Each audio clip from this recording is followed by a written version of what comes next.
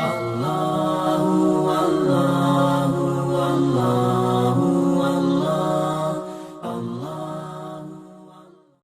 Bagaimana membersihkan hati dari penyakit-penyakit? Tazkiyatun nufus. Kalau dalam bahasa ulama itu disebut tazkiyatun nufus. Penyakit hati itu dalam bahasa Arab marad atau amrad. Di dalam surat Al-Baqarah Allah menyebutkan A'udzubillahi minasyaitonirrajim. Fi qulubihim maradun fazadahumullahu marada walahum 'adzabun alimun bima kanu yaktibun. Di dalam hati mereka fi qulubihim maradun, ada penyakit. Tahu nggak teman-teman penyakit hati yang paling berbahaya itu apa? Baper? Apa penyakit hati yang paling berbahaya yang dampaknya itu bisa kemana-mana? Kalau dalam fisik itu kayak kanker gitu. Bisa menjalar, dia bisa sampai ke seluruh tubuh kemana-mana gitu penyakitnya. Udah diamputasi kadang-kadang belum menghilangkan sel kankernya. Udah di kemo berkali-kali ternyata belum mati juga tuh sel kanker. Dia makan, dimakan oleh sel kanker. Dia minum, di transfusi darah misalnya, darahnya dihabisin sama sel kanker. Sebahaya itu penyakit hati. Apa penyakit hati yang paling bahaya? Cinta terhadap dunia. Dengki. Penyakit hati yang paling bahaya itu adalah ragu kepada Allah Subhanahu wa taala. Itulah penyakit yang paling bahaya. Itulah ibu dari semua penyakit hati. Dengki, cinta dunia, dendam, susah memaafkan, galau, khawatir yang berlebihan, berputus asa, semua itu lahir dari gara-gara dia ragu kepada Allah Subhanahu wa taala. Sehingga Allah mengatakan di dalam surat Al-Baqarah tadi, fi qulubihim marad, di dalam hati mereka ada penyakit, satu aja. Allah enggak mengatakan fi qulubihim amrad, di dalam hati mereka ada banyak penyakit. Tapi Allah mengatakan fi qulubihim maradun, cuma satu penyakit. Dalam sebuah konsep tafsir, dalam sebuah pandangan tafsir, marad, penyakit apa yang ada di dalam hati mereka? Padahal hatinya banyak, tapi penyakitnya sama, yaitu asyak, raib. Di dalam awal surat Al-Baqarah Allah mention kita, dzalikal kitab la raib, tidak ada keraguan. Nanti di halaman berikutnya Allah tegaskan lagi, wa in kuntum fi raibim mimma nazzalna ala abdina fa'tu bisuratin. Kalau kalian masih ragu, jadi di awal Allah sebutkan bab ragu, di halaman berikutnya ada masalah ragu, di tengah-tengah Allah katakan fi qulubihim marad. Itulah penyakitnya. Sehingga ketika orang ragu kepada Allah, dia akan banyak modusnya. Ya, orang kalau ragu sama Allah banyak modus. Bahasa modus dalam surat Al-Baqarah apa? Modus itu dalam surat Al-Baqarah khida. Yukhadi'una Allah walladzina amanu wa ma yakhda'un illa anfusahum wa ma yash'urun. Mereka pakai banyak modus untuk mengelabui Allah Subhanahu wa taala dan orang yang beriman. Padahal mereka hanya membohongi diri mereka sendiri. Penyakitnya karena ragu sama Allah Subhanahu wa taala. Ragu tentang apa? Ragu tentang kebesaran Allah Subhanahu wa taala. Bahwa Allah Maha Kuasa, makanya dia menjadi orang yang gampang khawatir. Khawatir muncul karena dia nggak yakin kepada kekuasaan Allah Subhanahu wa taala. Kalau dia yakin kepada kekuasaan Allah, begitu ada masalah, dia tinggal katakan hasbi Allah, cukup buat saya Allah. Kalau dia yakin kepada Allah, lalu ada masalah, dia hanya mengatakan la haula wala quwata illa billah, maka selesai semua masalah di dalam dirinya. Walaupun mungkin masalahnya belum selesai, tapi dalam hatinya masalah itu udah selesai. Dan itu awal dari kebaikan. Jadi masalahnya adalah kita yakin gak nih sama Allah. Masalahnya adalah gimana cara kita keep the faith. Belajar untuk menjaga terus keimanan dan keyakinan kita kepada Allah Subhanahu wa taala. Ini yang menjadi masalah kita dalam hidup. Dulu ketika Doli ditutup di Gang Doli di Jakarta, di Surabaya, Salah satu kalimat yang keluar dari teman-teman yang ada di sana apa? Kalau kami nggak boleh kayak gini, terus kami makan apa? Gitu kan? Kalau kami nggak boleh kerja kayak gini, terus kami ngasih makan apa buat keluarga kami? Itu penyakitnya. Jadi bukan pekerjaannya, tetapi keyakinannya kepada Allah Subhanahu Wa Taala. Nggak mungkin, nih ya, nggak mungkin nol, nggak mungkin sama sekali ya. Ada orang yang meninggalkan sesuatu karena Allah, terus jadi terlantar dan terlunta-lunta, itu nggak mungkin sama sekali. Bukankah Allah sudah menunjukkan banyak bukti kepada kita? Siapapun yang meninggalkan sesuatu karena Allah, pasti Allah ganti dengan yang lebih baik. Musa meninggalkan Mesir karena perintah Allah, Allah ganti dengan Palestina. Ibrahim meninggalkan Irak karena Allah, Allah ganti dengan Palestina dan Mekah. Nabi Muhammad SAW meninggalkan Mekah karena Allah, Allah ganti dengan keluarga baru di Madinah. Gak mungkin ada orang yang berhijrah meninggalkan sesuatu karena Allah terus jadi terlunta-lunta, jadi susah hidupnya. Gak mungkin, gak ada ceritanya dalam sejarah. Masalahnya ketika dia meninggalkan itu, kadang Allah ngasih dia ujian kecil untuk melihat dia yakin gak sama Allah. Nah, di ujian itulah banyak orang yang patah. Banyak orang yang kemudian jadi seperti bangsa Bani Israel yang mengeluh terus bilang, duh kalau kayak gini mending saya balik lagi aja kayak dulu. Banyak orang yang ngomong kayak gini.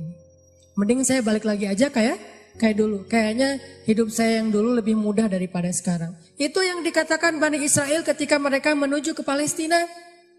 Ketika mereka di tengah jalan, mereka bilang, tahu kayak gini kita mending balik lagi aja ke Mesir kayak di zaman Firaun. Ternyata sama aja nasib kita di tangan Firaun dengan di tangan Musa. Kenapa? Ragu kepada Allah Subhanahu Wa Taala. Tidaklah seseorang ragu kepada Allah kecuali akan bertambah keluhan dalam hidupnya. Nih pasti nih. Tidaklah seseorang makin ragu kepada Allah kecuali bertambah banyak keluhan-keluhannya dalam hidup. Semakin dia yakin kepada Allah, semakin sedikit dia mengeluh dalam hidupnya. Semakin yakin dia kepada Allah, semakin sedikit dia mengeluh dalam hidupnya. Makanya teman-teman, masalah paling besar dalam hidup kita itu, terutama masalah hati adalah ketika kita ragu kepada Allah Subhanahu Wa Taala. Kalau kita lagi galau tentang satu masalah, jalan keluar yang pertama yang harus teman-teman cari itu adalah Allah Subhanahu Wa Taala. Coba tanya kepada Allah, coba baca ayat-ayat Allah, gimana cara mengobati galau atau masalah di dalam hati kita. Jadi obat hati itu adalah yakin kepada Allah. Dan cara yakin kepada Allah, baca firman-firman Allah Subhanahu Wa Taala. Allah berjanji di dalam banyak ayat untuk bisa menjadi iman, menambah faith, menambah keyakinan di dalam hati kita. Tinggal kita baca aja. Banyak banget ayat-ayat kayak gitu. Teman-teman bisa baca minimal banget teman-teman bisa baca di surat Hud ayat 6. Coba baca surat Hud, surat 11 ayat 6. Ini juga ayat untuk ngecas iman kita. Apa kata Allah di ayat 6 surat Hud? Bismillahirrahmanirrahim. Wa ma min dabbatin fil ardi illa 'ala Allahi rizquha. Wa ya'lamu mustaqarraha wa mustawda'aha kullun fi kitabim mubin. Gak ada satupun hewan yang melata di muka bumi illa 'alallahi rizquha, kecuali Allah yang menjamin rezeki bagi mereka. Terus kenapa kita khawatir? Kenapa kita galau? Kan Allah yang menjamin, dan jaminan Allah itu sebaik-baik jaminan. Dijamin oleh perusahaan asuransi atau finance, itu aja kita udah yakin gimana dijamin oleh Allah Subhanahu Wa Taala. Kayak ada orang yang ngambil asuransi kesehatan, dia gak khawatir dengan sakit. Ada orang yang mengambil asuransi kendaraan, dia nggak khawatir kelecet atau terjadi kecelakaan, dirampok atau dicuri kendaraannya. Ada yang total loss only misalnya atau all risk, dia nggak khawatir. Kenapa? Ada yang menjamin. Ada orang yang mengambil asuransi pendidikan, dia nggak khawatir dengan harga pendidikan yang semakin mahal karena ada jaminan. Kalau kita masih sering ragu dan sering khawatir dengan hidup kita, berarti kita nggak yakin dengan jaminan Allah Subhanahu wa Ta'ala. Makin kita yakin dengan jaminan Allah, makin hilang rasa khawatir dalam hidup kita. Tenang ajalah, ada Allah. Ketika kita ada masalah sedikit, kita tinggal klaim. Dan mengklaim asuransi Allah itu lebih gampang daripada ngeklaim asuransi manusia. Ngeklaim asuransi manusia tetap aja ada biayanya. Tapi ngeklaim kepada Allah itu nggak ada biayanya, nggak perlu pakai nomor antri, nggak perlu jauh-jauh keluar dari rumah. Kita tinggal mengangkat kedua tangan kita mengatakan Ilahi, Rabbi, saya ada masalah nih. Tetapi Engkau maha besar. Dan setelah itu hati kita akan langsung tenang. Ini teman-teman. Di antara obat terhadap semua penyakit hati itu adalah belajar yakin kepada Allah Subhanahu wa Ta'ala. Teman-teman bisa baca juga nanti surat Al-Mulk. Ini surat yang benar-benar ngebooster hati kita. Jadi sesi pertama ini saya pengen sharing. Ternyata kalau kita pengen menghilangkan semua penyakit hati kita, mulailah dari belajar iman, belajar yakin kepada Allah Subhanahu wa Ta'ala.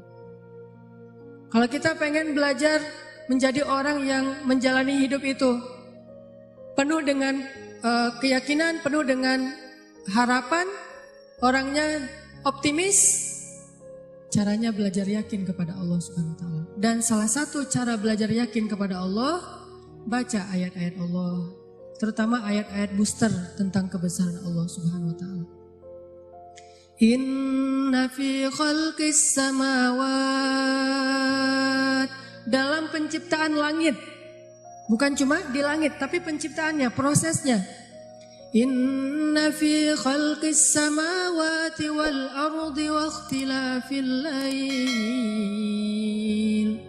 واختلاف الليل والنهار لآيات لأولي الألباب. Langit, bumi, silih bergantinya malam dan siang atau musim, di situ ada bukti-bukti bahwa Allah Maha Kuasa. Kalau itu aja buat Allah gampang, cuma kun fayakun, apalagi cuma ngurus kita yang cuma kecil dibandingkan langit dan bumi. Kita itu dibandingkan langit dan bumi gak ada apa-apanya. Kalau langit dan bumi aja buat Allah gak ada apa-apanya lagi, apalagi kita. Jadi intinya teman-teman, kenapa kita khawatir kalau Allah menjamin kehidupan kita? Kenapa kita khawatir kalau Allah berjanji menolong kita? Kenapa kita khawatir kalau Allah Subhanahu wa Ta'ala tidak akan menyia-nyiakan kebaikan kita? Ada orang yang pernah gak nyesel bantu orang lain gara-gara ternyata orang itu akhirnya nyakitin perasaan kita. Duh, saya nyesel dulu bantu dia. Duh, saya tahu gitu nggak bakalan saya mau baik-baikan sama dia. Duh, nyesel juga saya kemarin udah nolongin dia segala macam. Nyesel juga saya kemarin ngasih tahu ke dia. Ternyata ujung-ujungnya dia malah menyakiti saya, mengkhianati saya, nikung saya dari belakang. Gimana? Apakah kita merasa amal kita jadi sia-sia? Enggak. Kalau kita bertransaksi dengan makhluk, mungkin sia-sia. Tapi kalau kita berdagang dengan Allah, enggak ada yang sia-sia. Sehingga tetap tenang. Lagi-lagi baliknya ke Allah Subhanahu wa Ta'ala. Begitu kita merasa dikhianati, disakiti, ditikung, dianggap bukan siapa-siapa, enggak ada apa-apanya, kita tinggal mengatakan, Hasbi Allah. Bagi saya cukup balasan dari Allah Subhanahu wa Ta'ala, bukan balasan dari manusia. Ini teman-teman untuk sesi pertama tentang amradul qulub fi qulubihim marad. Salah satu penyebab kita sering gak nyaman dalam hati kita itu, dan kalau hati udah gak nyaman pasti yang lain ikut gak nyaman. Coba, susah banget kan membedakan ekspresi wajah yang tidak sesuai dengan hati kita tuh susah. Tetap aja gak akan setulus kalau kita tersenyum dari hati. Senyum terpaksa itu beda banget. Kita pengen tersenyum tapi hati kita terluka, kan gak mudah itu buat kita. Makanya hati itu mempengaruhi seluruh kehidupan kita. Benarlah sabda Rasulullah, kalau dia baik semuanya ikut baik. Kalau dia buruk semua ikut menjadi buruk, terpengaruh banget. Sehingga kalau kita pengen memperbaiki hidup kita, mulai dari memperbaiki hati kita. Dan awal dari memperbaiki hati itu adalah perbaiki yakin kita kepada Allah Subhanahu.